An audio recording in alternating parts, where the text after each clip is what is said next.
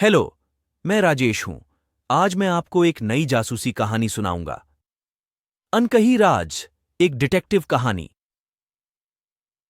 Detective Vinay Kumar बाघेरिया को लखनऊ की गलियों के दिन भर के शोर शराबे से चीर हो चुकी थी। वह सीधे लखनऊ पुलिस के केंद्रीय कार्यालय से आया था, जहां उसे एक नए मामले का समाधान करने के लिए तैयारी की गई थी। उसके लिए यह केस कुछ अजीब था। एक धनी व्यापारी की पत्नी सुनीता चोपड़ा का लापता हो गया था। चिंतित पति ने पुलिस से मदद मांगी और संदेहवासी लोगों की खोज की। विनय बाघेरिया ने जांच की और खोज की, लेकिन कोई भी संकेत नहीं मिला। उसने सुनीता के दोस्तों, परिवार के सदस्यों और संबंधियों से बात की, लेकिन कोई भी जानकारी नहीं मिली। कुछ दिनों बाद विनय को एक अनोखी तरह की चिट्ठी मिली।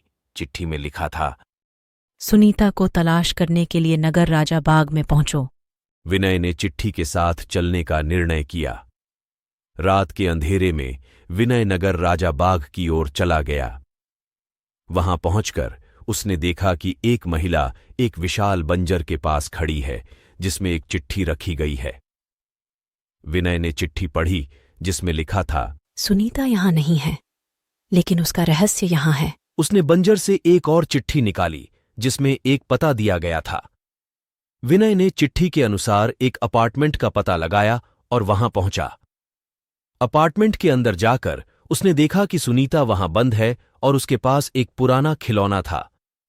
विनय ने पुराने खिलौने को देखकर समझा कि यह कुछ संकेत हो सकता है। उसने खिलौने की तलाश की और उसमें एक छोटी सी चाबी पाई। चाबी के साथ उसने अपार्टमेंट की एक खिड़की को खोल दिया और वहां सुनीता को खोजा। सुनीता अपार्टमेंट में एक कोने में बैठी हुई थी, डर की बात न कहते हुए। विनय ने उससे पूछा, तुम्हें यहां क्यों लाया गया है? सुनीता ने गहराई से सांस ली और कहा, मेरे पति मुझसे रहस्य छुपाते रहे हैं और मुझे कुछ ऐसा पता चला है जो उन्हें उजागर कर सकता है, इसलिए मैं छिप गई। जब सुनीता ने उसके लापता होने के पीछे की सच्चाई और उसके द्वारा खोले गए रहस्यों का खुलासा किया, तो विनय ने ध्यान से सुना। उसकी मदद करने के लिए दृढ़ संकल्पित विनय ने सच्चाई को सामने लाने और लखनऊ की छाया के भीतर छिपे रहस्यों को उजागर करने की कसम खाई। Thank you.